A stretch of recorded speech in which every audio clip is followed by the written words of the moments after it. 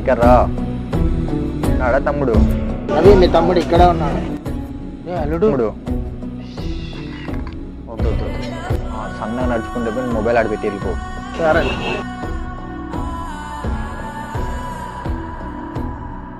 అదే ఎందుకు రా మీరు నన్ను అంతగా సతాయిస్తున్నారు? చేసేరా. ఒకవేళ ఇంటర్వ్యూకి డబ్బులు అడిగితే ఎలా?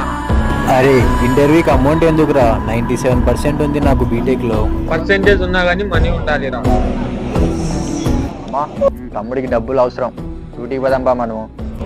పోయినసారి ఏమన్నావో గుర్తు తెచ్చుకోడు. రెడ్డప్ప రేపటి నుంచి మిమ్మల్ని పనికి రాద్దన్నాడు. సరేలే మనం పని చేసి అదృష్టం వాడికి ఏదంటుంది. ఓనర్నే మార్చేద్దాం. వాడు సస్తే పనిస్తాడా? ఆడి ఎందుకు నేను చూసా పదా మామ.